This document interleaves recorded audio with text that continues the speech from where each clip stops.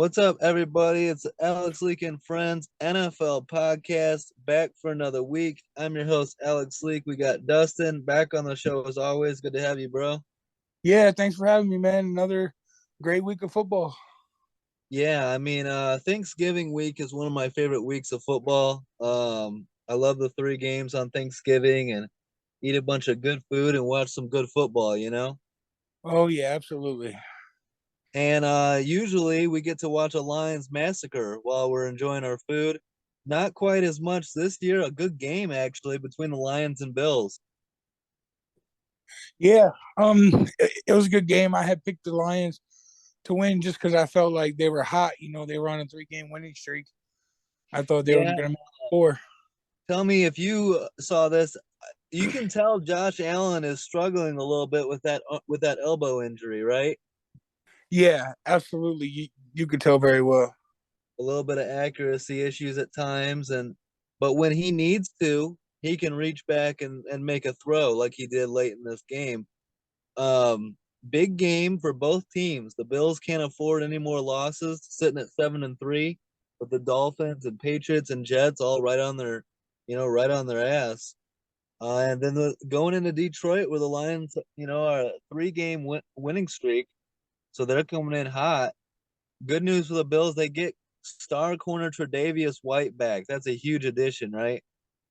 Yeah, oh yeah, absolutely. I mean, he was their best defensive player not too long ago. Yeah, absolutely. So good to have him back. The Bills lead 17-14 at halftime. Um, and the Lions tie the game at 25 all with just 23 seconds left. But, we've seen this time and time again. Give Josh Allen the ball with 23 seconds, and even that might be too much. Yeah, I know he had that big passing play. I believe it was Diggs, right? Yeah, it was like a 40-yard pass to Diggs, and so he had been struggling all game with some accuracy and some arm strength, but you can tell that when he needs to, he can reach back and put a little extra on the ball. He had to get that ball to Diggs with the game on the line, and he did. Yeah, for sure. But not to mention, you know, Detroit kind of pissed me off because they had a knucklehead play where they slammed was it Josh Allen to the ground or was it somebody else? I couldn't remember. But it was also a unnecessary roughness penalty. Yeah, and I mean that's part of the reason why I pick against the Lions, because it's not always about a lack of talent or not playing well. It's about stupid penalties or stupid mistakes that always hurt the Lions in the end. Yeah, absolutely. I mean, bad teams, you know, find ways to lose. Yeah, and that's what they've done, for decades. So a big win for the Bills, 28-25 in Detroit. They kicked the 45-yard game-winning field goal. Um, Detroit took a early lead in the fourth quarter, and Tony Romo declares that the Lions are, quote, for real. What do you think of that? Because sitting at 4-7, I don't think the Lions are for real. What about you? I mean, I wouldn't say for real. They're definitely better than what they've been, and we all can admit that. I mean, the Lions are past, they would have got blown out, like you said at the beginning. Yeah, I mean, I don't know. I think that they're capable. Look, the Lions are capable of being in game. And we see it all throughout the NFL. We see bad teams that are in games. How many games where we think it's going to be a blowout come down to the final possession, even against the quote unquote bad teams in the NFL? Oh yeah, for sure. And I mean, again, it comes down to good teams win. They know how to finish out a game, and bad teams or okay teams just end up giving it away. Yep. Josh Allen combines for 300 plus yards, 3 touchdowns, and a pick. Good game from Devin Singletary and Isaiah McKenzie. Goff, 200 plus yards, 2 touchdowns. The biggest thing on Goff is no turnovers. And if he can do that, he'll keep his teams in games. Part of the issue with the Rams in LA and then last year in Detroit, and even earlier this year at times, is too many turnovers from Goff. If he can cut those down, he's not a terrible quarterback. No, and I thought he played. He had the Lions in the game. I mean, obviously, watching the game, he missed a couple of shots he should have hit though. Yeah. And Well, and so Jamal Williams is having such a good year, leading the NFL in rushing touchdowns. But even when he's having a great year, and even when the Lions are on a 3-game winning streak, a crucial Jamal Williams fumble played a big role in the outcome of this game. yeah, man, turnovers you can't never turn over the football. As a Colts fan, I experienced that last night. Yeah, it's just, I mean, I've been saying this for a few years now. I think that turnovers are a bigger deal now than they've ever been. Like back in the day, you can turn the ball over, but if you have a good defense, you can force a punt.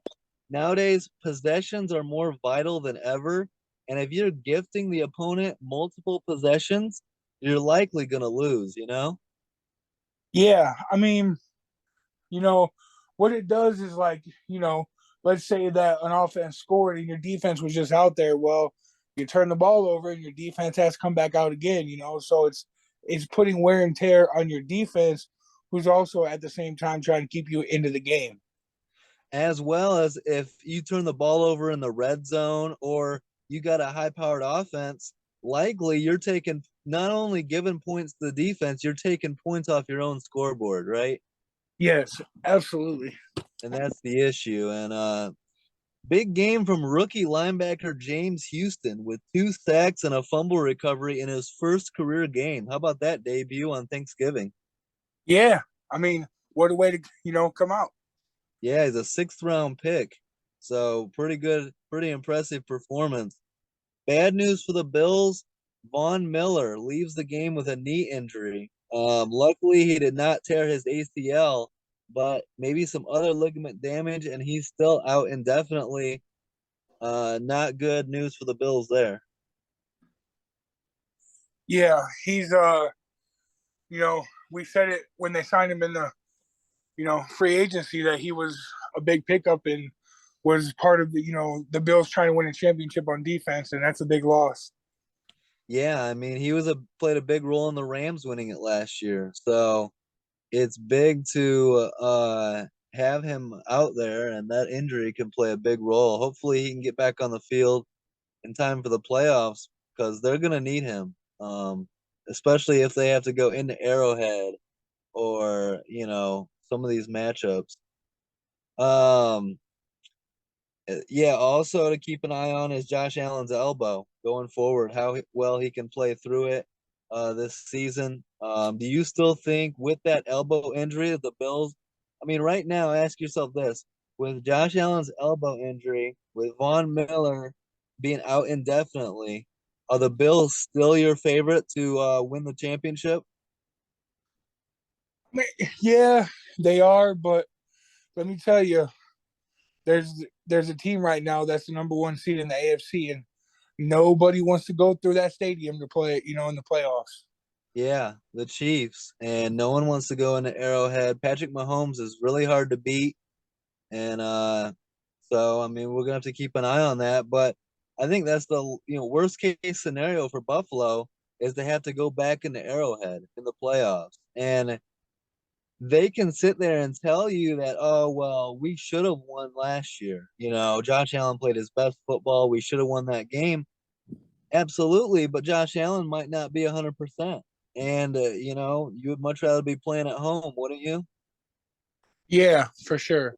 In the elements, in the snow. So something to keep an eye on for Bills fans. And their next game is a big one. Like I said, the division is right there, and the Dolphins are right there, the Jets and the Patriots tomorrow or Thursday night, a couple days away. The 8-3 Bills at the 6-5 Patriots in Foxborough on Thursday night. Massive game. If the Bills win, then you're kind of burying the Patriots, right? They fall to 6-6, last place in the division, and you stay on pace with Miami and the Jets. If you lose, You fall down, and the Patriots gain, and they get within one game of Buffalo. Big ass game. Mm-hmm. Yeah, Um, go ahead. I mean, like, you know, the Patriots seem to like be like they want to play spoiler. Yeah, well, and they're playing great defense as well. Outside of the Thanksgiving game against the Vikings, they've been a solid defense. They, I believe what didn't they shut the Jets out or destroy the Jets a couple weeks ago? That led to the Zach Wilson getting benched. So or only allowed 3 points. But give me the Patriots at home on Thursday night to get a massive win. Mm-hmm. Is that who you're going with, or Oh, you said, oh no, I'm going to Buffalo Bills, man. all right? I'm still, Um, I'm what? They're 7-3, right? eight I'm eight and still three. okay, 8-3. I'm gonna hold firm to that. They're gonna go on a run, and I think that they only lose. They're gonna go 13 or 4, 14-3. I say no way that happens. I mean, I get it. You're sticking with your preseason pick, but Von Miller lost to go with Josh Allen's elbow issue. I'm worried about this Bills team officially. I think they lose on Thursday night, and I think that there's a chance the Dolphins might win that division. And I'm worried about the Bills a little bit. I mean, they easily could have lost to the Lions on Thanksgiving, and you might think, consider that, oh, well, that's a good Lions team or a better Lions team. I would have absolutely killed the Bills tonight if they had lost to the Lions on Thanksgiving. They pulled it out, good win, but it should never have been that close. And I think they lose on Thursday night. Mm-hmm. And Yeah. so And that elbow injury is something to keep an eye on the rest of the year for sure. Because I think you would agree, his arm accuracy at times he was struggling, and that allowed the Lions to stay in the game. Yeah, for sure. For the Lions, they will host the 3-7 Jags, coming off a great win for the Jags. Trevor Lawrence was clutch as fuck on Sunday. Jags at Lions. Give me the Jacksonville Jaguars to put the Lions back on a losing streak. Ooh, no, give me Detroit. So you're gonna pick the Jags to beat the Ravens, but then you're not gonna beat the Jags to beat the Lions. You know why? I because man, the Ravens struggle in those type of games this year, Alex. That's why I had a feeling that it was going to be, an upset. Well, the Ravens have been kind of playing down to their competition. That's absolutely a game they should have won. How many times is it this year now? The Ravens have blown double-digit fourth quarter leads. Yeah, that's a good point. That's a good point. But the Jags, I think the Lions are just a little bit better of a football team. Well, I think Trevor Lawrence is just a little bit better of a quarterback than Jared Goff, so give me the Jags. Plus, we get the number one versus number two pick battle: Trayvon Walker against Aiden Hutchinson. Whoa, did you say just a little bit better? Yeah, Trevor Lawrence over Goff. I mean, he's levels above Goff in my opinion, but uh, Well, we're still waiting for Lawrence to hit his prime. At any point, Lawrence or Goff could have a bad game. I don't consider Trevor Lawrence to be in that Joe Burrow, Josh Allen category yet. He's still working on it. he He will had huh? he will be though. Oh yeah, I believe he will be, but he's still young, and he's got to prove it on a weekly basis at this point in his career. Yep, absolutely. A big game, another big game on Thanksgiving. The Giants at the Cowboys, identical records, two 7-3 teams, and the Cowboys looking for the sweep. So, really, in my opinion, a must-win for the Giants. If you get swept by the Cowboys, fall to 7-4 in a very competitive division, you're asking for trouble. The Giants led 13-7 at halftime. Looked like they were gonna, get the job done, but the Cowboys rally and win 28-20 in Jerry World. Um, Good game from Prescott, but a couple bad interceptions early is why the Giants had the lead. Both first half interceptions. Struggled to start, but got it going in the second half. How do you feel about the Cowboys? They improved to 8-3.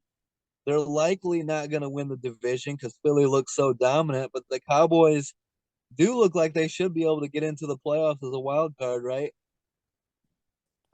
Yeah, for sure. But man, the Cowboys look really good. Yeah.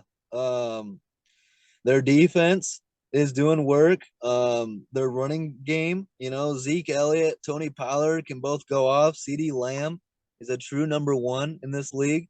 And how about Dalton Schultz? 2 touchdown catches in this game. I mean, he's a solid tight end, too. Yeah, absolutely. I mean, he's having one of the best numbers in tight ends so far this season. Yep. Micah Parsons recorded 2 sacks, giving him 12 sacks on the season. He's just the third player in NFL history to record 12 or more sacks in each of his first 2 seasons. Can you name the other two? You said how many sacks?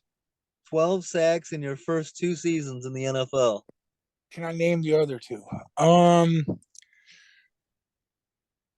Miles Garrett. Nope. I'll give Okay, you one of them. Reggie White. Reggie White. Okay, and I'm gonna go on a limb. Is it one of the Watt brothers? Nope. It's a 49er. He's not, he should still be dominant. He's Oh, young enough to still be dominant. 49ers linebacker. Warner. Nope. Aldon Smith. Oh, Alden Smith. Yes, out of Missouri. Damn it, I knew it. I just seen that the other day. Sorry, that kills me. It's all good. Not a lot of people are gonna say Aldon Smith. I mean, he was. People forget just how dominant he was the first couple of years in the league. Oh yeah. Oh, for sure, he was dominant. Absolutely. Um, Daniel Jones, 250 plus yards, 1 touchdown, no turnovers. Saquon Barkley has kind of cooled off of late. He combines for just 52 yards. What did we say early on? You need Saquon Barkley to continue to carry that offense. The Yeah, Giants are getting injury hit at receiver, and Daniel Jones is not one of the best quarterbacks in the league. So Saquon has to carry that offense the way he did early in the season, and he's starting to level out. yeah, for sure. And I mean, you know, uh, he has to keep. If he gets 100 yards, the Giants are going to be hard to beat. And that's what he should set his standard at is at least 100 yards rushing, and I'd say 40 to 50, receiving because he's one hell of a back when it comes to, out of the backfield with. Yeah, I agree, but I feel like if you're a defense, that's got to be your goal. Stop Saquon Barkley and make Daniel Jones prove he can beat you. Yeah, for sure. And I mean, really, Daniel Jones doesn't have. I mean, he has weapons, but not impressive weapons. Yeah, absolutely. The Giants suffer a major blow to their playoff chances. The Cowboys now have that full game lead on top of so what, they're 8-3. They got a full game lead and the sweep of the season. So that's a 2 game lead. The Giants can't have an even record because the Cowboys will get that. So the Giants are really up against it just to even make the playoffs. They're in a very tough division. And now you've got the red hot Commanders coming into town. Week 13, the 6-5 Commanders at the 7-4 Giants. Bro, give me the Commanders to go into New York and get that win. I have to agree with you. I love the way that Taylor Heineke's playing, man, and yeah, give me Washington. This is kind of like what I thought early on in the season. Remember when I said the Giants? I don't know about the Giants. I don't think they're for real. And they're starting to level off. If they lose on Sunday, they fall to 7-5.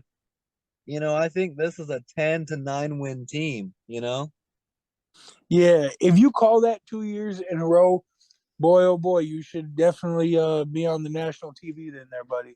Yeah, we'll have to see. We put out great takes on a weekly basis. It's only about, people starting to notice. You know what I mean? Yeah, absolutely. Dallas Cowboys.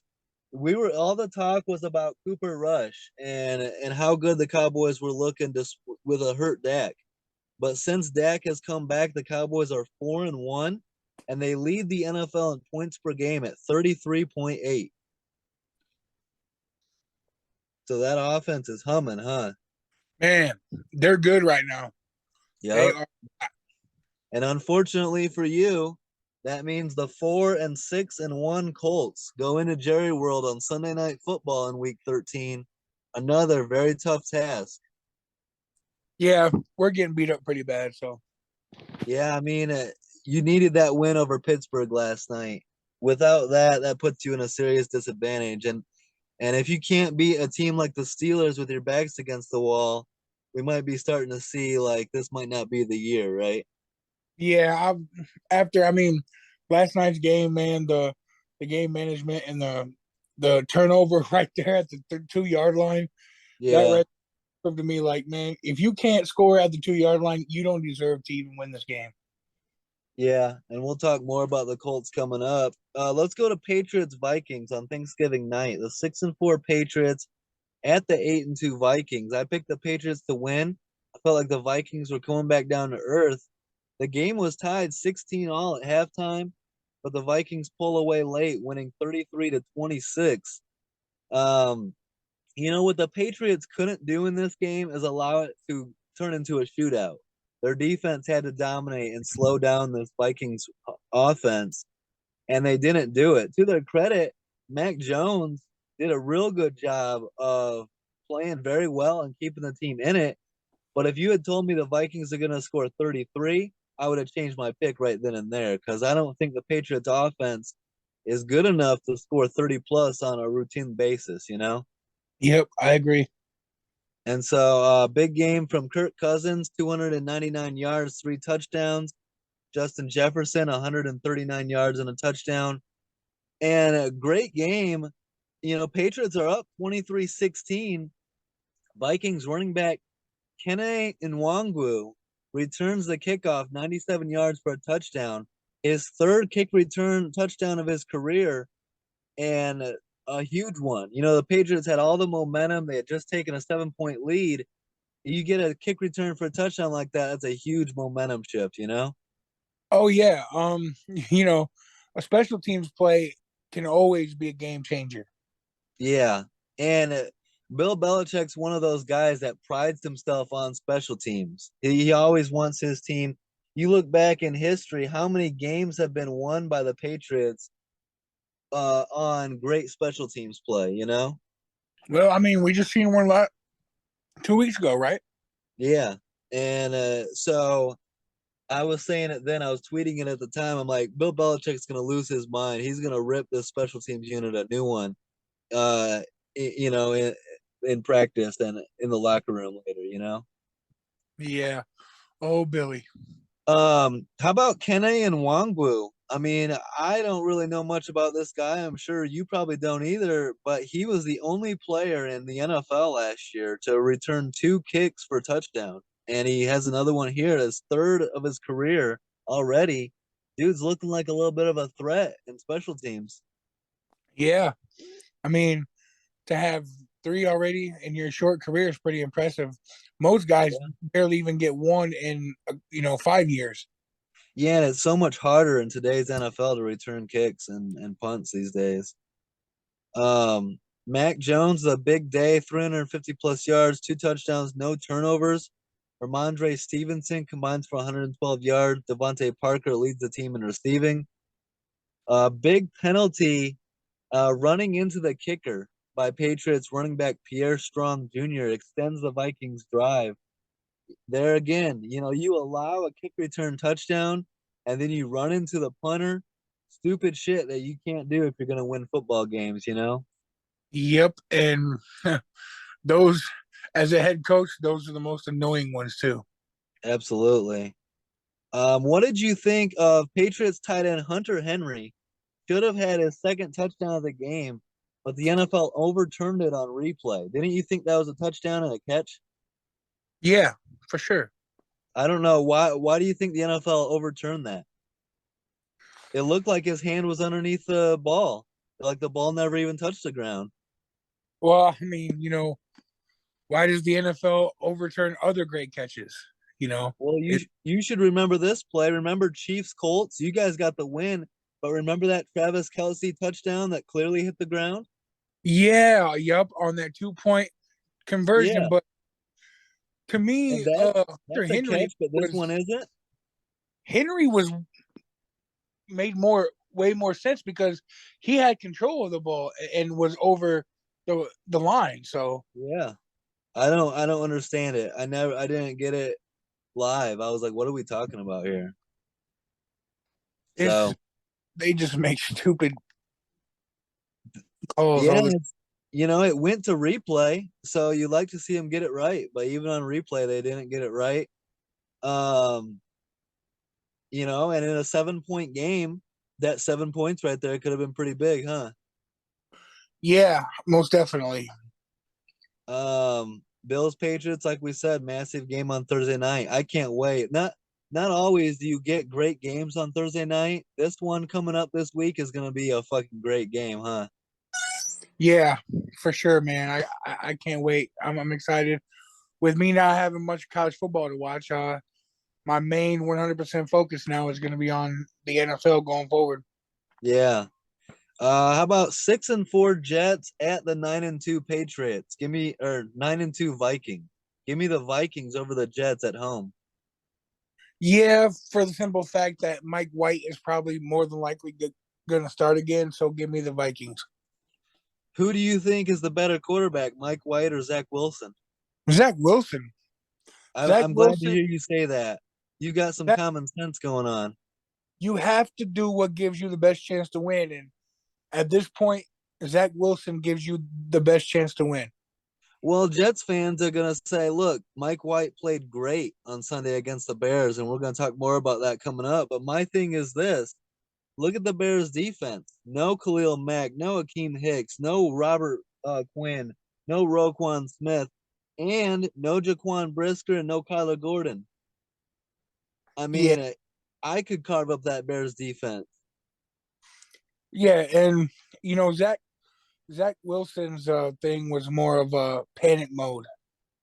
Well, and that's the thing. I mean, how quickly are they going to go back to Zach Wilson? Because Mike White played great, and they're going to start him against the Vikings. I think the Vikings bring him back down to earth, though. I think he struggles again in Minnesota.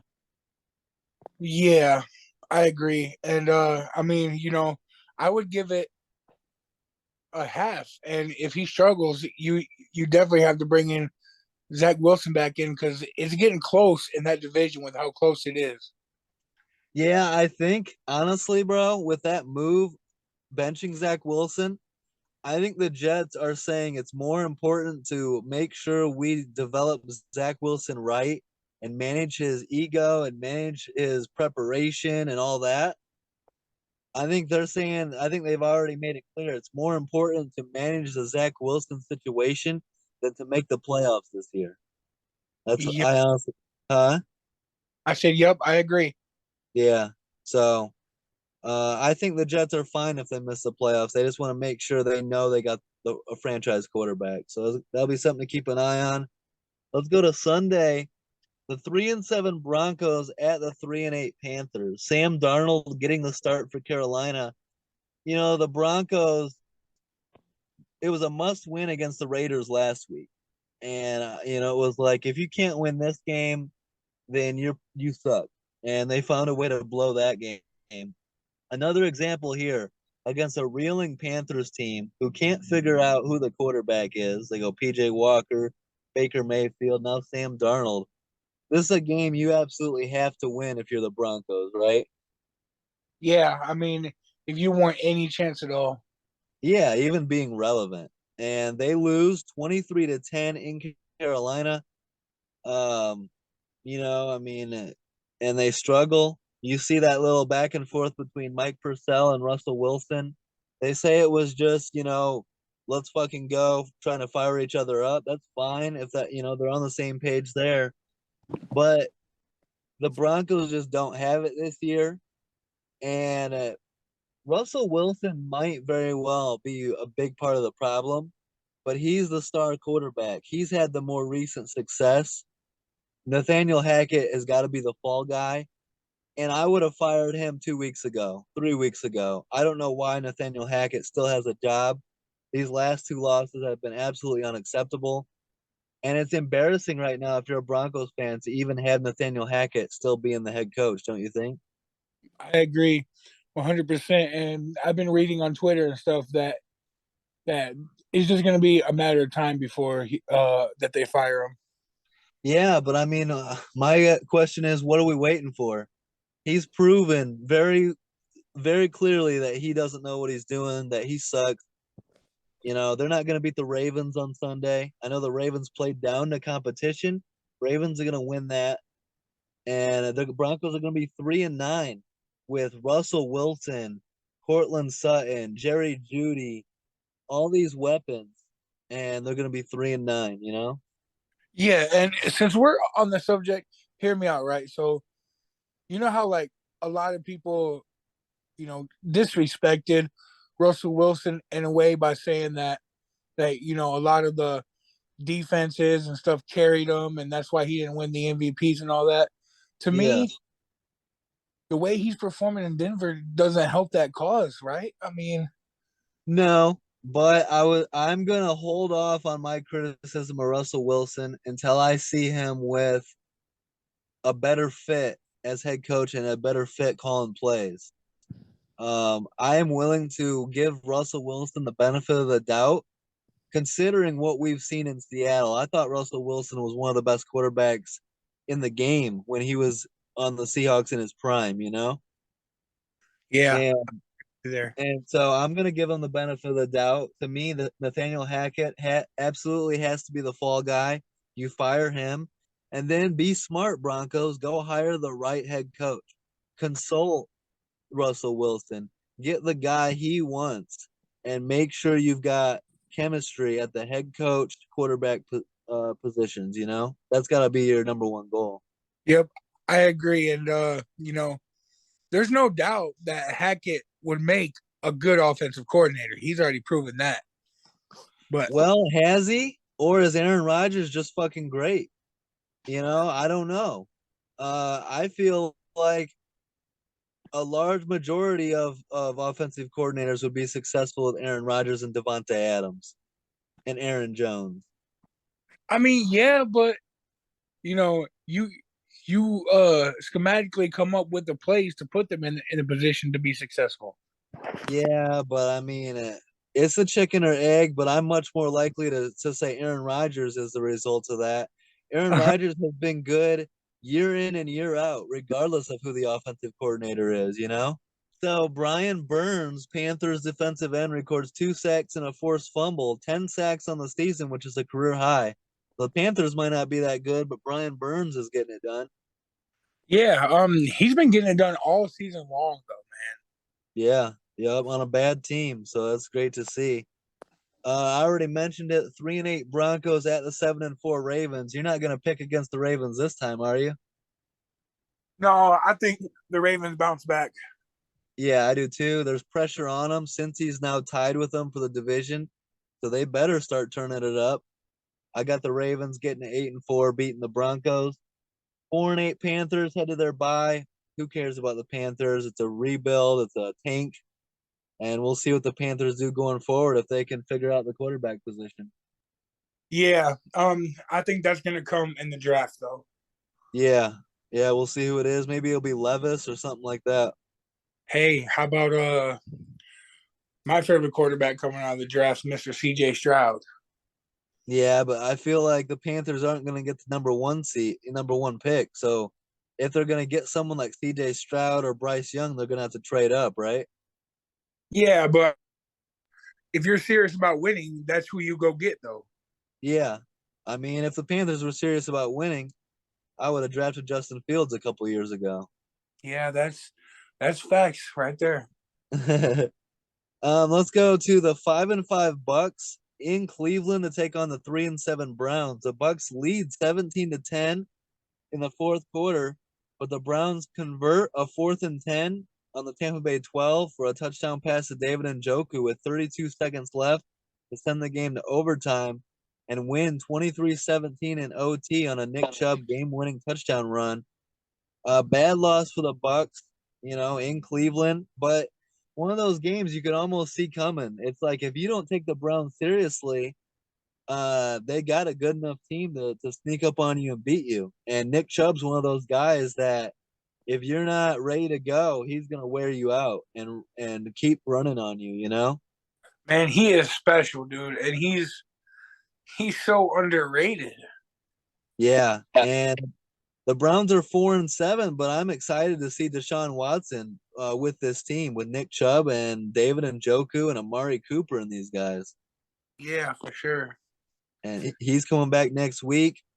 Um, let's see here. Good game from Jacoby Brissett, Nick Chubb, and Amari Cooper. Myles Garrett records 1.5 sacks, 10 sacks on the season for him. Myles Garrett records his fifth straight double-digit sack season. He's just been very consistent and very much a superstar pass rusher, huh? Yeah, man, he's a monster. Absolutely. Um, the Bucks, Tom Brady, 200 plus yards, 2 touchdowns, no turnovers. Chris Godwin leads the team with 12 catches, 110 yards, and a touchdown. Now, bad loss for the Bucks, but it's not the end of the world. Thankfully, for the Bucks, they're in a terrible division, and it's allowed them to have a bad year and still be right where they need to be, right? And as long as they get their shit together in time and win the division and have a home playoff game, they're still just as much a contender as anyone. But you got to take care of business. A big game coming up on Monday Night Football. The 4-8 Saints at the 5-6 Bucks. The Saints have had Tom Brady and the Bucks number a little bit of recent. This is a must win for Tampa Bay, right? Yeah, and I mean, you know, you can't keep losing these games that you have to win. But like you said, fortunately enough, they are they play in a bad division. Yeah. The closest team is the 5-7 Falcons. So there is Atlanta to worry about because they're only a half game back. But I expect the Bucks to take care of business at home on Monday Night Football and get back to 500. I'm not too worried about the Saints. They're a pretty bad team this year, huh? Yep. So, and then yeah, 4-7 Browns with Deshaun Watson back at the 1-9-1 Texans. Browns should win that, get to 5-7. Cleveland's not technically out of the picture yet. No, no, they're not. And man, you get Deshaun Watson, you might have a chance to sneak in that last wild card spot. Yeah, and it'll be interesting to watch Deshaun and see how he plays. There's going to be a lot of uh noise surrounding his return. There's probably going to be some signs and some fans booing or saying some stuff.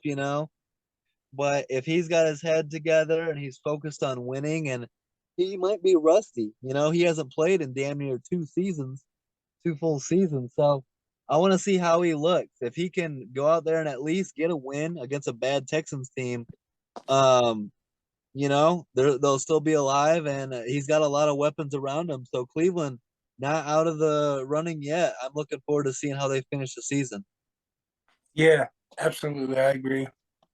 7-3 Ravens at the 3-7 Jags. We talked about this a little earlier.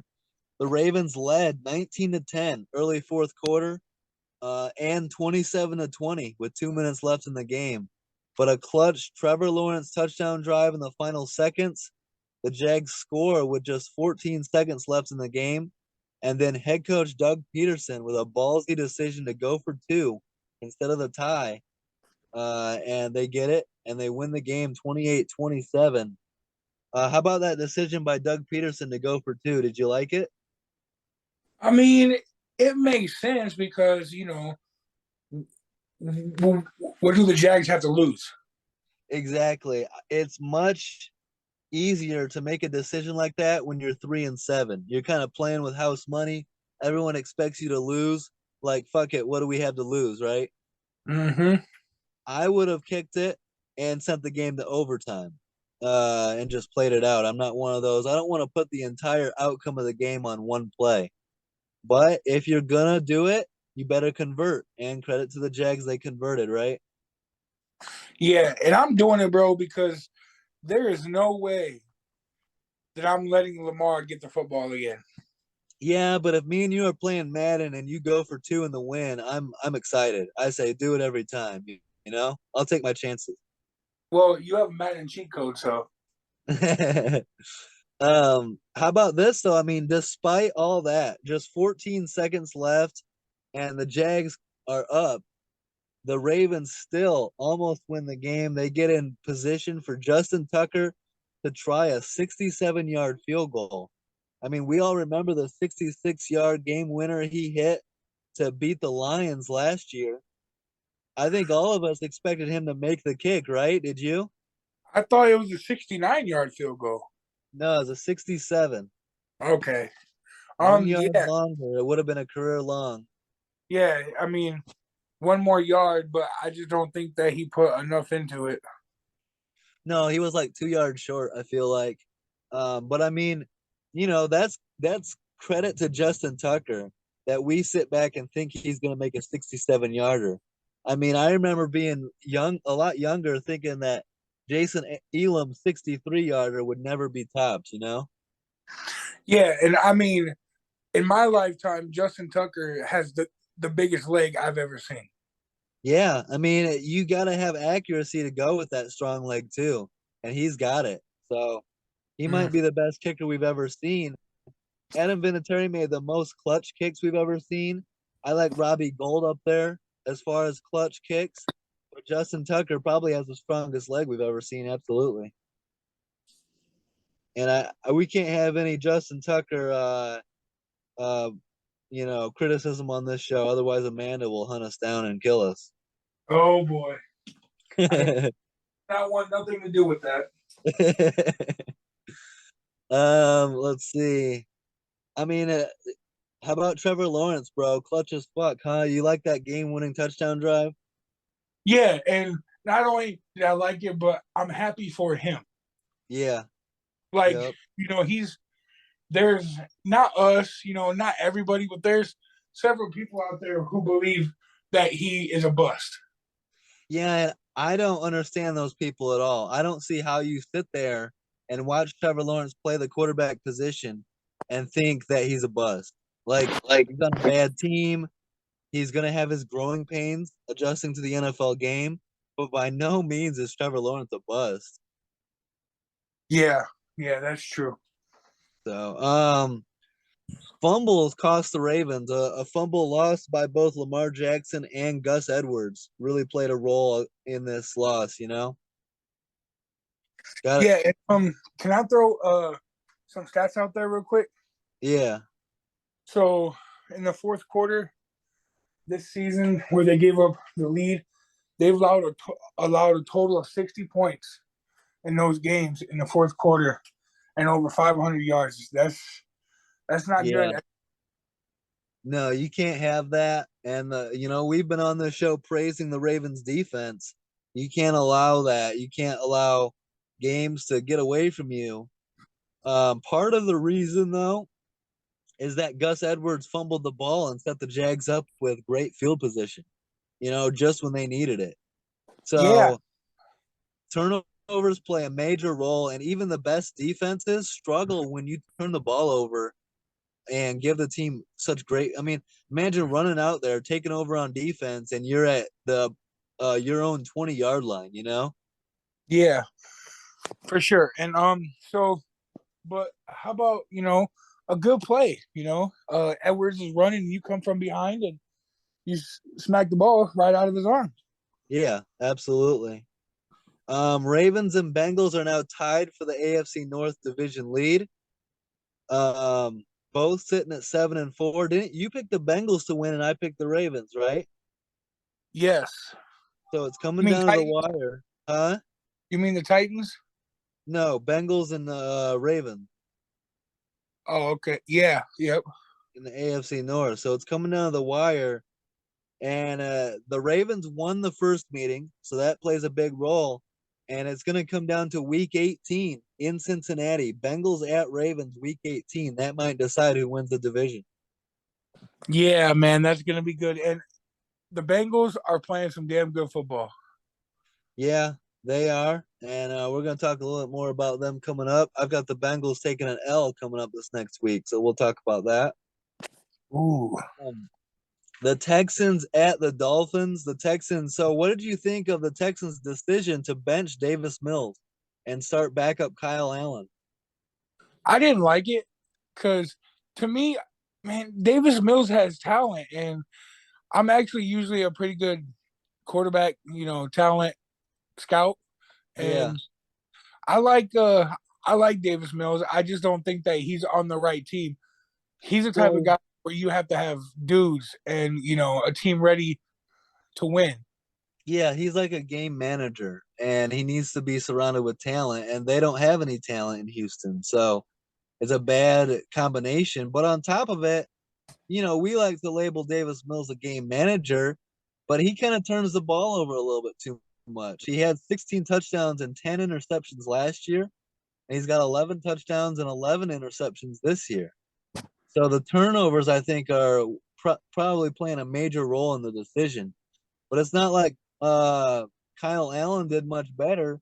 He comes in and throws 2 interceptions in this game. So I just think the Texans feel like they don't have a quarterback. And we can believe in Davis Mills. I think he's a good backup in the NFL. Borderline game manager starter, but he's got to be in the right situation.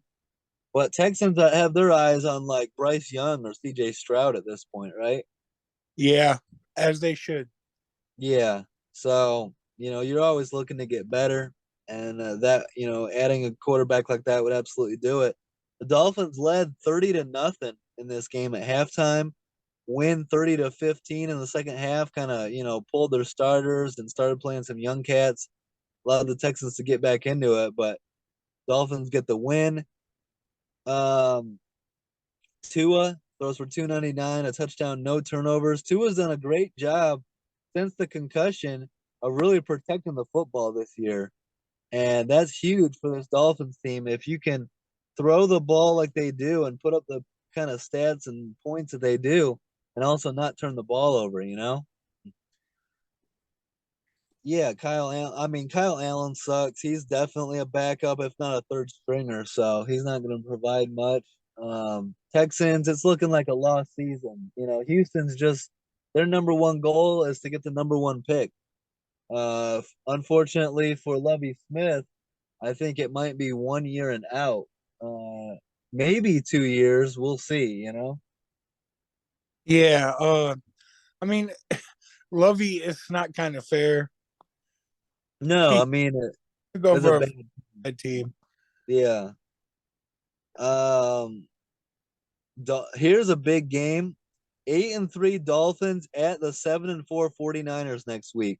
That'll be a lot of fun right there. Yes, for sure. And let me go ahead. This is going to be my hot take, or it shouldn't be a hot take because it makes sense to me. They should be favored. Give me the Niners over the Dolphins. Ooh, Come on now. that, That's not even a hot take. yeah, but that's gonna be a good game. Yes, it is. I see that 5-game winning streak getting snapped in Miami, and Mark McDaniel takes an L. I mean, Mike McDaniel. Sorry. you, you are funny. The 3-8 Bears at the 6-4 Jets. Bears quarterback Justin Fields out with a shoulder injury, so Trevor Siemian gets the start. Jets quarterback Zach Wilson benched, so Mike White gets a start. So a glorified preseason game at MetLife Stadium with backup quarterbacks. Bears actually lead 10-7 early in the second quarter, but the Jets pull away to win 31-10 in rainy MetLife Stadium. Mike White throws for 300 plus yards, 3 touchdowns, no turnovers. Big game from Mike White, but the Bears defense is just terrible, don't you think? Yeah, I mean, unfortunately, and you being a Bears fan, man, I'm sorry that they're so bad. Well, I mean, what do we expect? You get rid of Khalil Mack, Akeem Hicks, Roquan Smith, and Robert Quinn. That's your 4 best defensive players. You're going to struggle if any team does that. Let me take your 4 best players away from your Colts defense, then we'll see how good they are, you know?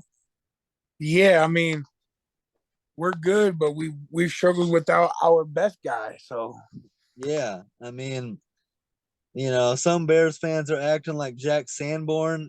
Can you believe this? Some Bears fans are saying Jack Sanborn is better than Roquan Smith.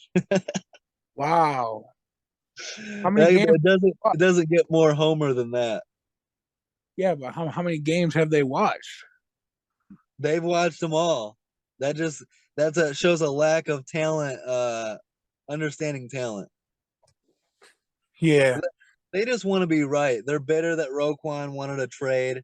They're bitter that Roquan didn't take the offer that we, gave him.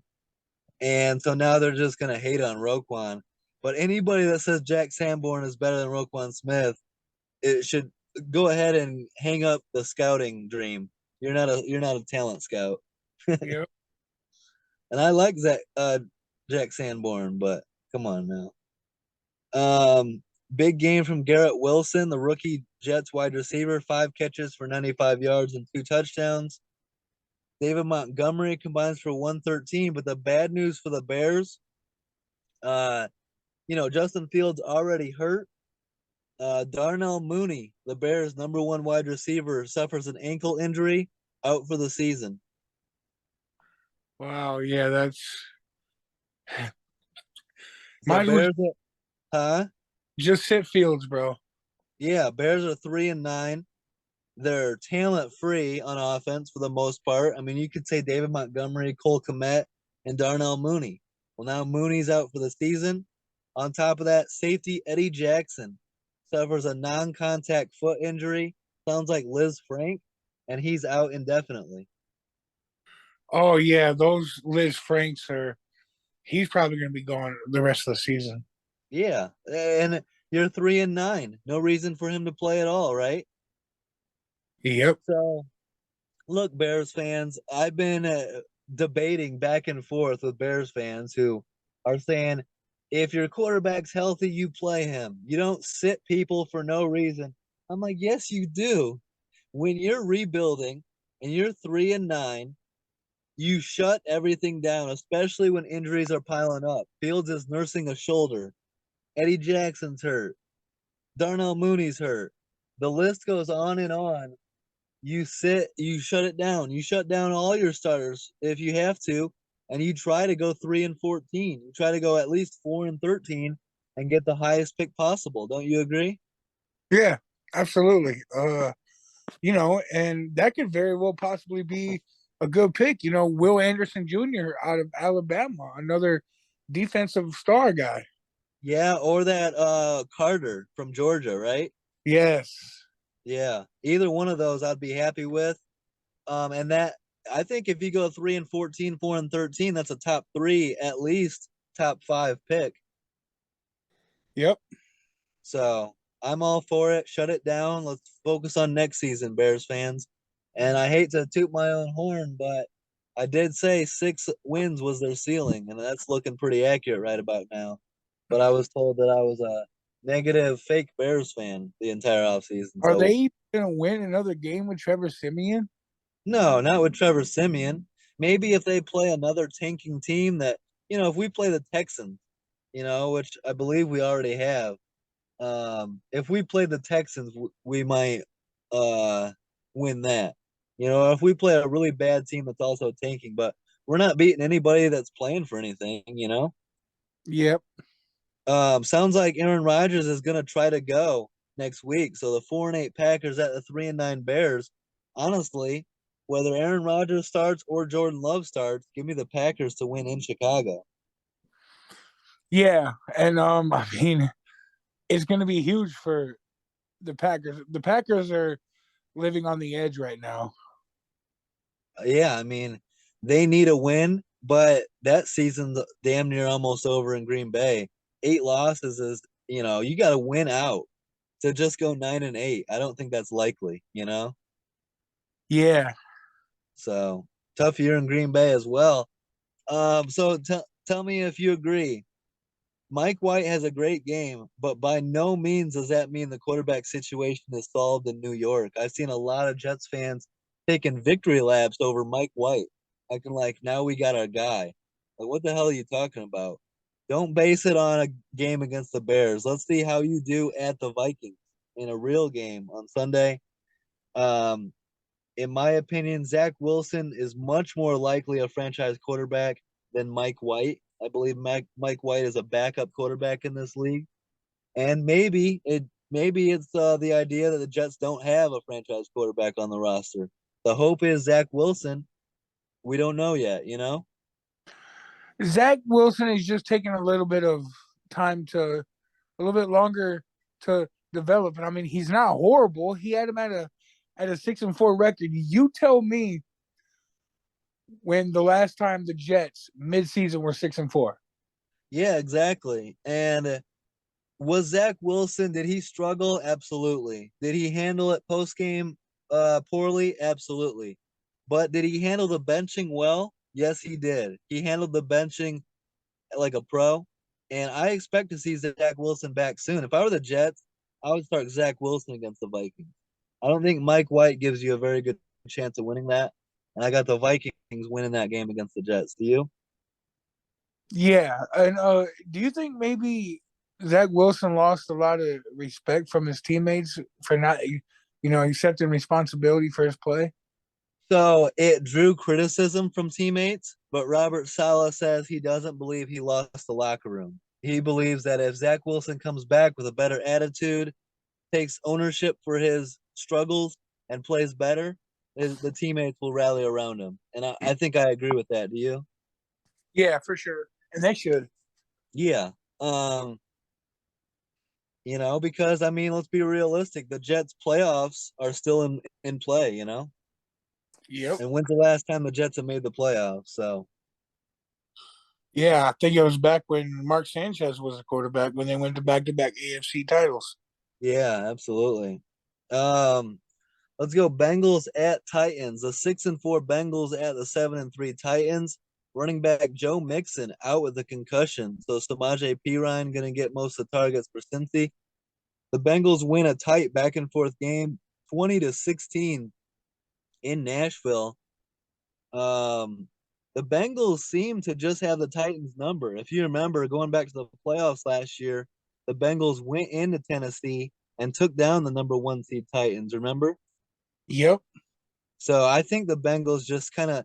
I still like the Titans. I still think they're a good team, but since he just seems to have their number, Derrick Henry very much still a freight train.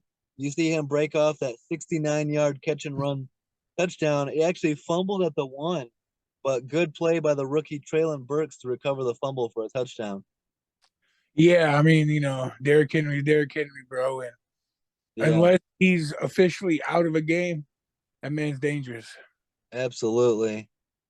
Um, the so the Titans were set to get the ball back. The Bengals kick a field goal to go up 7 with less than 2 minutes to go, and the Titans were going to get the ball back with an opportunity to go down and tie the game. But instead, backup defensive tackle Kevin Strong was flagged for a hit on a defenseless player, running into the long snapper on the field goal. Two things here. Number one, you have to know that rule, and you can't do that. A very big mental mistake by Kevin Strong. And what the hell is with the long snapper as a defenseless player? Like I don't know, you're bro. on the O line and you're a defenseless player. I don't understand that rule.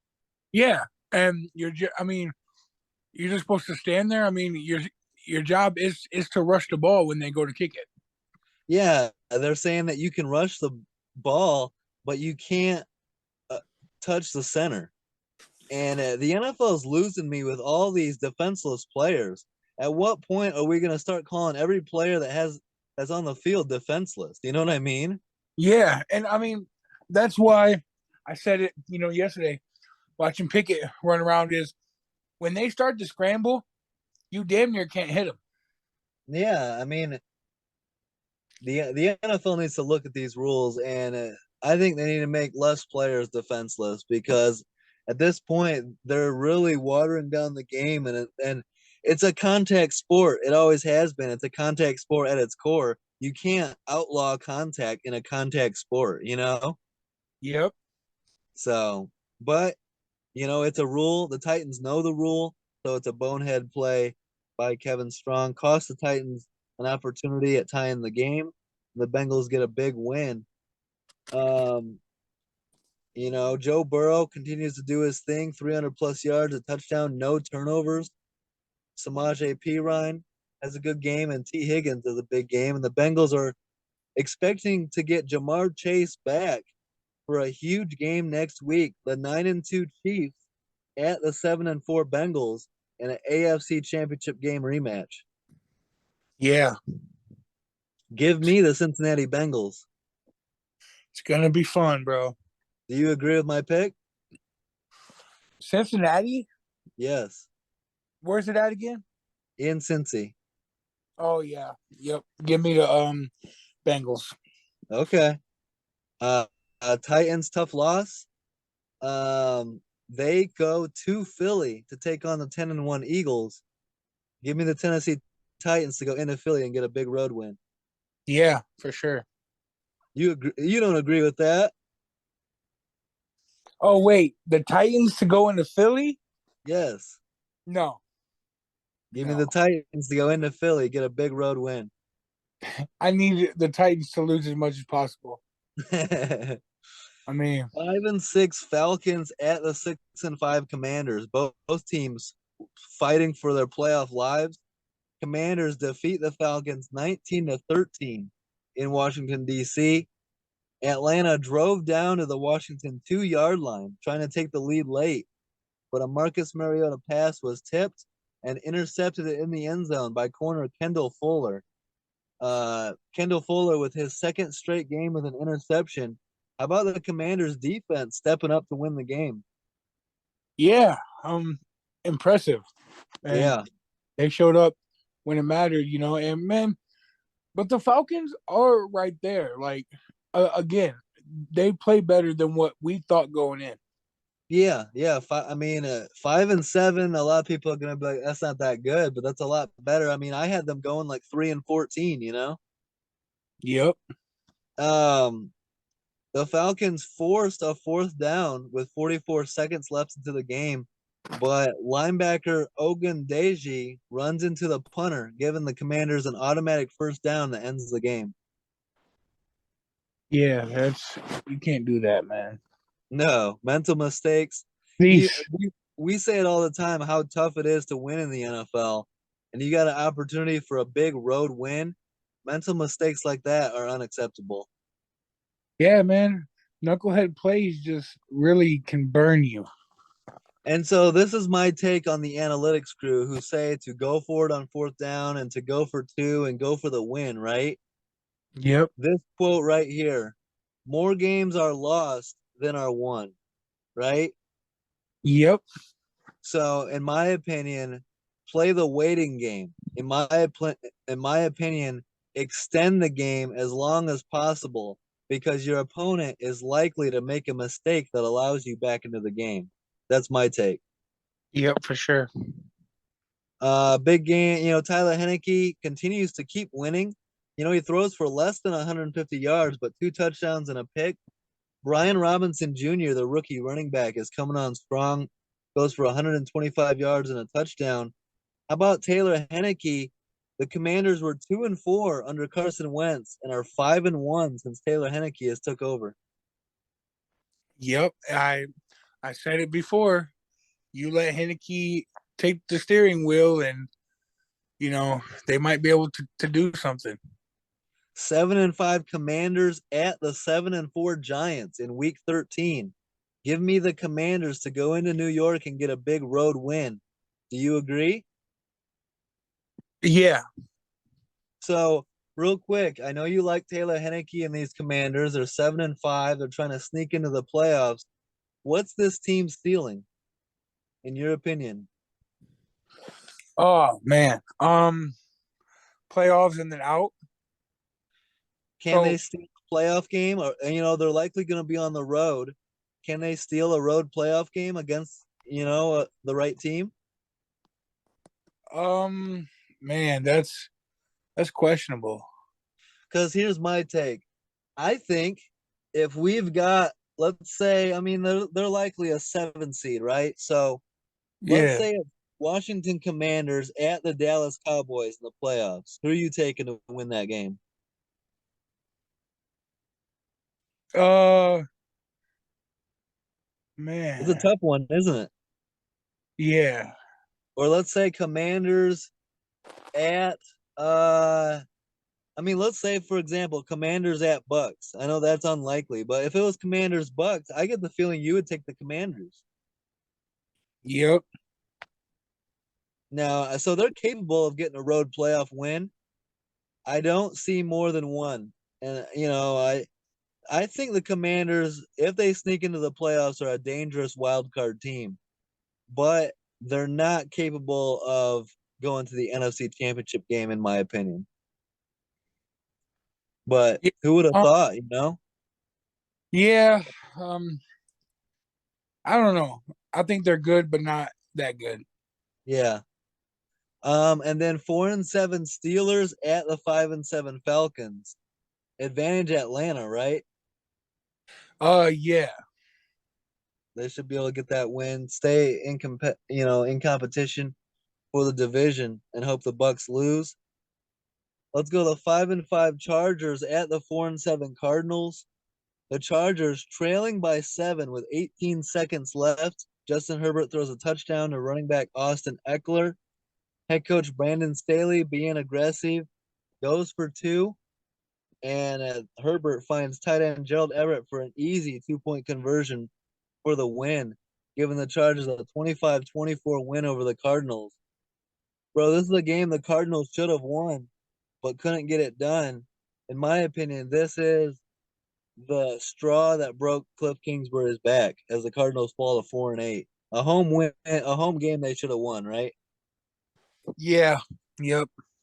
Do you think they should fire Cliff Kingsbury? I mean, it's obviously not working, and him and Kyler can't seem to get along, bro. I mean, there's issues there. Yeah. So does that make Alex right for never believing in Cliff Kingsbury as an NFL head coach? I mean, yeah, you can't be more right. Yep. And I'm interested to see who they get Kyler Murray to be the next head coach because Kyler, he has his fault, but he's talented enough that you're going to give him the benefit of the doubt, just like Russell Wilson, right? And say it's got to be the coach. Let's see if a different coach can get better performance, right? Absolutely. What did you think of Brandon Staley's decision to go for two? Oh man, Brandon Staley again. Here we go, having the same conversation. Man, I was ready for him to fail, and I was going to destroy him again. I picked the Chargers to lose. They found a way to win, so credit to them. I just feel like I like Justin Herbert. I think he's a damn good quarterback. I feel like Brandon Staley's holding him back, you know? Yeah, it just seems like every week on the podcast we're talking about why did Brandon Staley make this decision? Yeah, 100%. But he's very pro analytics and he's always going to be aggressive. And the Cardinals have to do a much better job defending the 2-point conversion. That's the easiest 2-point conversion I've ever seen. They didn't even defend the tight end. Yeah, man. Uh, Go ahead. Let's talk about since DeAndre Hopkins been back, bro. He's been having a good season. Yeah, D Hop. I mean, he had a one-handed catch in this game that was incredible. Um, I he I might be the best receiver in football, even still.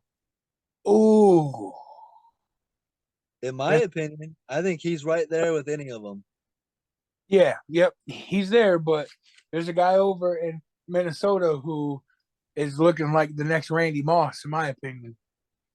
I so I mean, as a kid who saw rookie Randy Moss and the impact he had, I don't think anyone matches what Randy Moss did as a rookie. But Justin Jefferson's great, Jamar Chase is great, D Hop is great. There's a lot. I mean, I don't think we can say one guy is the best in football. There's just a lot of really damn good receivers, you know? Yep, you're right. Um, Big game from Justin Herbert, 300 plus passing yards, 3 touchdowns, no turnovers, clutch as fuck. Austin Eckler combines for 80 yards, a touchdown, 11 catches on the game for Austin Eckler. Yeah, and that's what you need for him if you want to expect to win. Bro, I think the receiving running back, if you have a running back that you trust, that has receiver hands, I think that's one of the most dangerous weapons in football. Whether it be Alvin Kamara or Austin Eckler or any of these guys, if you got that quick throw out to your safety blanket running back, and then he can make a couple guys miss, that position is dangerous as hell. Yeah, absolutely. Kyler Murray combines for 200 plus yards, 3 touchdowns, and a pick. Good game from James Conner, combines for 140 yards and a touchdown. Um, Post game, Kyler Murray says, "quote Schematically, we're kind of fucked." End quote. That's as direct a shot at the head coach and offensive play caller Cliff Kingsbury as you can get, isn't it? Yeah, And you hear the media kind of laugh as he says it. it's a nice I way would to. I would have fired Cliff Kingsbury years ago. You got to fire him now, right? I think they fire him after the end of the year, but I don't know what they're waiting for. I would have fired him now. Yeah, I agree. And what's crazy is he's the last couple of years he's schematically kind of wasted a great Kyler Murray's talent. Kyler Murray's talent, DeAndre Hopkins' talent, Hollywood Brown's talent, Zach Ertz' talent. Get Oh, those get those guys a coach, man. There's a lot of weapons there. They shouldn't be missing the playoffs. I agree. Um, let's see here. The 6-5 Chargers at the 4-7 Raiders. Do you think the Chargers can go into Vegas? The Raiders suddenly on a 2-game winning streak. Yeah, Raiders are surprising me a little bit here. You know what? Give I'm me gonna who are you gonna go? give me Vegas. I agree. Give me the Raiders to beat the Chargers in Week 13 and go to a 3-game winning streak, bro. If the Raiders get on a 3-game winning streak, we're gonna start talking about them. Yeah, just as soon as you think they're dead, boom, they have risen. Yep. But you got to get it done. You got to beat the Chargers. That's a big step. You don't beat the Chargers, we're not gonna say anything good about you the rest of the year. Mm-hmm. Cardinals 4-8 heading into their bye. Real quick, if you haven't seen the Cardinals midseason Hard Knocks, make sure and check it out. That shit is awesome. I'm not a huge fan. I mean, I still watch the training camp and preseason Hard Knocks, but in my opinion, the mid-season Hard Knocks is the best one because you see actual adversity in the training camp and preseason, everyone's optimistic. Everyone's 0-0, and everyone thinks they can win the Super Bowl. Mid-season, when you're like the Cardinals and you're 4-8, you see the real frustrations, and I like that from Hard Knocks. Yeah, oh yeah. I watched the Lions one and the Colts one, and I thought that was pretty cool. Yeah, make sure I'll send you the link. Make sure and check out the Cardinals Hard Knocks because it's been fire so far. The 3-7 Raiders at the 6-4 Seahawks. I assumed the Seahawks would stay hot and take care of business against a bad Raiders team, but to their credit, the Raiders stay strong. Josh Jacobs has a monster game and has the walk-off 86-yard touchdown run in overtime as the Raiders beat the Seahawks 40-34 in an always tough place to win in Seattle. So massive win for the Raiders. Yeah, How big about time. Josh Jacobs, bro? Combines for 303 yards and 2 touchdowns. Yeah, he played well. He played well. Oh, very good. Okay. That's the 7th most combined yards ever. I mean, 303 combined yards, incredible. 86 yarder for the win. Derek Carr, 300 plus yards, 3 touchdowns, 2 picks. But Josh Jacobs becomes the Raiders' single game franchise record for rushing yards, 230 plus. Jeez. So he's a monster. And some people had the gall to be on Twitter saying don't pay Josh Jacobs. He's not worth the money. Get the hell out of here. You should have your football card revoked for that take. I love when people have crazy takes and then you jump on them. Well, so there's a group of people that say never pay the running back position. Let me ask you, Dustin, should the Colts never pay Jonathan Taylor? Pay him whatever you can. He's your best player. But they say never pay the running back position. Is that a good take or is that an extremely lazy take? Not all running backs are created equal, right? No, So if you've got a Hall of Fame level talent running back, don't you think you should pay him? Do you think the Vikings should have never paid Adrian Peterson when he was in his prime? they, yeah. I mean, they definitely should have paid him. Should the Lions have paid Barry Sanders in his prime? Absolutely. What the fuck are these people talking about? This whole never pay the running back position. You guys are idiots. Not all running backs are created equal. I mean, okay, you don't want to pay a bad running back. Sure, don't pay him. He's not worth it. But if you've got a great running back, you absolutely pay it. You've got Jonathan Taylor or Adrian Peterson or Josh Jacobs, you pay those motherfuckers. Like, That's, position aside, if you got Hall of Fame talent, you keep them, right? oh yeah. So I don't know what these people are smoking. And it's influencing a lot of these kids to just say, oh, you don't pay the running back. The running back's not a valuable position. Do you agree? Do you think the running back's not a valuable position? Uh, so if you take Nick Chubb off of Cleveland, they're not very good. If you take Jonathan Taylor off the Colts, they may not have 4 wins. If you, yeah, it's important. Should I keep going? Exactly. I don't know what these people are talking about. Didn't we just talk about how valuable a pass catching running back is? I mean, take Alvin Kamara off the Saints. What do you think that they are?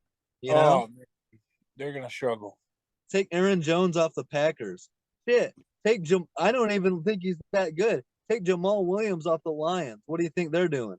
I mean, DeAndre's pretty good, so Yeah, but I mean, do you think he leads the league in touchdowns? I don't. no. So these stupid ass fans and these stupid ass media pushing these stupid ass narratives. Get off my lawn. You guys suck. Max Crosby records 1.5 sacks, giving him 10.5 on the season. Shockingly, 10.5 is Max Crosby's career high. Wow. I would have Yeah. thought he would have more, and he's due for like a 15 sack season if he keeps it up. And how about this? Nobody else on the Raiders team has more than 1 sack. Damn. Yeah, I it's all Max Crosby. I did not know that stat. That's actually pretty bad, to be honest with you. Yep. Quandre Diggs records 2 interceptions in the game. That's his first 2 interceptions of the season, but he had a big game. Mm-hmm. Raiders technically still alive. They got a big game, like we said, against the Chargers. Hopefully, they can take care of business in Vegas. 6-5 Seahawks at the 3-8 Rams. If you're the Rams, just punt this season away. Start playing all your bench players. Seattle, you should be able to get that win. Get to 7-5, huh? Yep, I'm going with Seattle. Um, do you agree? Shut down Matthew Stafford for the rest of the season. Like you're 3-8. What's the point of bringing out a veteran Stafford, right? Yeah, there's no point, man. Get your backup young guy in there and just let him go to work. Yep. Keep starting Bryce Perkins or John Wolford. Speaking of that, the Rams at the Chiefs. No Stafford, so Bryce Perkins gets the start. The Chiefs win a sloppy game, 26-10 in Arrowhead over the Rams. Um, Mahomes 350 plus yards, a touchdown, and a pick. Mahomes could have thrown 2 or 3 picks. He needs to be sharper than that going forward. But I think they kind of were looking past the Rams. Um, Good game from Isaiah Pacheco, their rookie running back. Um, Bryce Perkins throws his first career NFL touchdown. And how about this? The Rams all but eliminated from playoff contention. The worst season for a defending champ all time. Wow. What do you think the future is for the Rams? Because Stafford, who knows on Stafford if he might retire? Maybe he'll be back next year. But do you think the Rams need to do a pretty big roster change to be ready for next year? Well, yeah, I mean, they need to go out and get Stafford some help, first of all. Um, Yeah, Secondly, man, I wonder what Aaron Donald's thinking. I mean, to be honest, he was on the edge of retiring. retiring. Yeah. Yeah. If This, if Stafford comes back for another year, you might be able to convince Aaron Donald to come back. But if Stafford retires, I think Aaron Donald does too. yep. And here's something even more important to consider if you're a Rams fan. You know, is there any chance Sean McVay retires? And I'm not saying for good, but takes a year or two off. Do you think Sean McVay wants to be the coach for through a rebuild if Stafford and Donald retire? Or do you think he leaves, goes in the booth for a year, and comes back out and tries to coach for a contender again? Yeah. Because I don't really see Sean McVay being a Rams lifer. I think he's more concerned with contending for championships, not doing a rebuild. Yeah, I agree. So that's something to keep an eye on for Rams fans. Um, so yeah, let's go to Saints 49ers. The 4-7 Saints at the 6-4 49ers. The Niners shut out the Saints 13-0 at Levi Stadium. Niners win their fourth straight game, and it's the Niners' fourth straight game without allowing any second half points.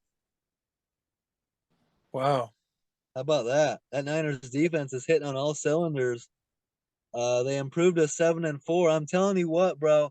I don't think there's a more dangerous team in football right now than the 49ers. Yeah, I agree, man. Nobody wants to see him. No, and including the Miami Dolphins, who are coming into town next week. Give me the Niners in that one. The Saints fall to 4-8. It just seems like a lost season for the Saints. Even Alvin Kamara had two fumbles lost in this game. Saints, they might want to start thinking about packing it up as well. I know they're in a bad division, but if they don't win on Monday night in Tampa Bay, their season's over too, isn't it? Yeah, for sure. Um, a tough year for Saints fans. Let's go to Sunday night football. The 4-7 Packers at the 9-1 Eagles. Game was tied 20-20 in the first half, but the Eagles pull away to win 40-33 at the link. Packers defense couldn't make a stop on 3rd and 3 late. Eagles converted that and won the game. It would have been nice if the Packers defense could have made a stand and given Jordan Love a chance to go win the game. But part of the problem with Green Bay this year is their defense. Do you agree? Yeah, for sure. Just not being able to make stops, and they couldn't tackle Jalen Hurts for the life of them. Jalen Hurts was running all over him on Sunday night, wasn't he? Man, he runs all over everybody, bro. Yeah, tough to tackle. Um, Jalen Hurt.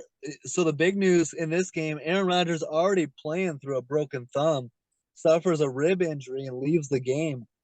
How concerned are you? I mean, Packers and Aaron Rodgers close to shutting it down too, right? Yeah, for sure, man. Rogers, I think his injury is what, an oblique or whatever. I think they were saying it's a rib injury. I'm not quite sure. Okay, because yeah, I had heard the announcer say it was an oblique at first, but maybe Yeah, it in a rib. But yeah, man, it it looks like to me that Rogers don't want to be there. yeah. He says that he plans on playing if if he's healthy enough to in Chicago on Sunday. I wouldn't. What do you have to gain? The season's over. I would play Jordan Love the rest of the season. Yep. Maybe he just wants to stick it to the Bears one last time. And we'll see who starts for the Bears. It better not be Justin Fields. I would start Trevor Simeon. Yep, I agree. Um, Jordan Love came in. How did you think Jordan Love looked in his first real game action in a while? Not too bad. I mean, the Packers were in it for a second. Yeah, I mean he scored a touchdown. He was trying to fight and get him back into the game. Yep. The Eagles looked just unstoppable, but the Packers did hang in there. That they had a lead at some point. To me, after starting what 9-0 or 8-0, the Eagles have come back down to earth a little bit. They've looked beatable their last three games. Um, that's why I'm picking the Titans to beat the Eagles. After such a hot start, I think the Eagles have come back down to earth a little bit. Do you agree, or do you think the Eagles are just as dominant? I mean, they're finding ways to win what a good team does. Yeah, You get brought on your heels and you find ways to win games. I mean, they're not as dominant as what they were, and in my opinion, that's because they didn't really play that big of that tough of a schedule to begin with. yeah. And we'll see on Sunday, right? I believe the Titans to be a pretty good team. I've seen the Titans be in the AFC Championship game before. So the Titans to me are for real, are a pretty damn good team. I think they're going to win their division. So if the Eagles beat the Titans on Sunday, I'll start to give the Eagles some more credit again. But if the Titans go into Philly and get a big win, then that's just going to go to show you the Eagles are maybe coming back down to earth a little bit. So even though they're 10-1, the Eagles need to keep their foot on the gas, right? Yep. Um, let's go Monday night. The 3-7 Steelers at your 4-6-1 Colts. Man, slow starts. We've been talking about it all season long. The Steelers lead 16-3 at halftime. Why is it we've had quarterback changes, we've had coaching changes, and whatever reason, the Colts always seem to get off to slow starts. Yeah, man. I don't know what it is. Um, it comes back to being prepared.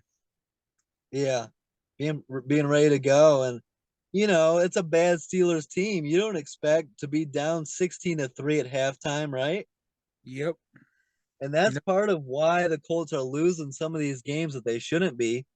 Even the best teams, you get them in a double-digit hole to start the game, it's going to be hard to come back. yeah, And for, and that's what's hurting them. The Colts do rally. They took a 17-16 fourth quarter lead, but the Steelers get the win 24-17. What were your thoughts on how this game ended? oh man.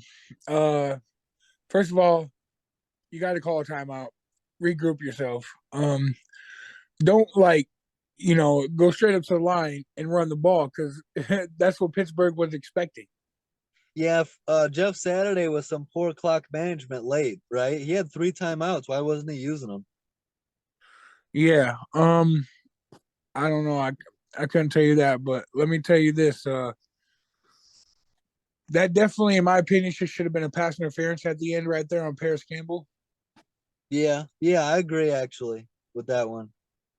He was Um, early. I was surprised they didn't. but it comes down to when you take the 17-16 lead, don't let the Pittsburgh Steelers with a rookie quarterback drive down and score a touchdown Yep. and a 2-point And conversion. But go ahead. when I noticed from this game, that was a coming out party from George Pickens, man. That dude played out of his mind. Yeah, he's a monster. And Bears fans keep trying to say that, oh, he's not that good. We shouldn't have taken him. Man, you give Justin Fields, George Perkins, I bet he has a much better season throwing the ball, right? Yes, for sure. But yeah, Pickens and Pickett already seem to have some pretty good chemistry. So that's good news for the Steelers. My beef with the Colts, man, we kept blaming Frank Reich for bad game management, like the timeout situation. We kept blaming Frank Reich for not running the ball with Jonathan Taylor. Man, I'm seeing the same issues with Jeff Saturday, and he should know better, right? The Colts keep going in shotgun and throwing the ball all the time, and you got Jonathan Taylor, one of the best running backs in the game. Why not pay attention to the way the Browns play the game and make Jonathan Taylor your workhorse back and run the offense through him? I don't understand the game plan. That was making me feel like Frank Reich was behind the scenes. Yeah, like he's still calling plays somehow. Yeah, and I mean, Jonathan Taylor rushed for like 80 yards. He could have had 100 if you would have gave him a couple more looks. And statistics show that when Jonathan Taylor hits 100 yards rushing, Colts have a 90% chance to win the game. Yeah, and you keep feeding him because you never know when a hole is going to break open and he goes for 60 to 70 yards for a touchdown. Yep. So, he's your home run threat. I don't understand not feeding the running back. You talked about a costly fumble in the red zone trying to score. An extra seven sure would have helped in this game, huh? For sure. Your boy, rookie tight end Jelani Woods, though, you talk about George Pickens coming out party. Last night was Jelani Woods come out party, too. Yeah, man, he was playing good. Shocked me. I Yeah. wasn't expecting it. He looks like a real tight end number one. 8 catches for 98 yards.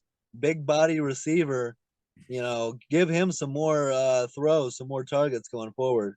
Yeah, for sure. And I like how they use them, on little quick slant patterns and, one on one in man coverage. Just throw it up and let him be the guy who goes up and gets a jump ball. I mean, he's what, 6'7", 6'8"? Yeah, absolutely. Might even be 6'9". Yeah. And athletic and can jump up and box you out like a basketball player too. Yep.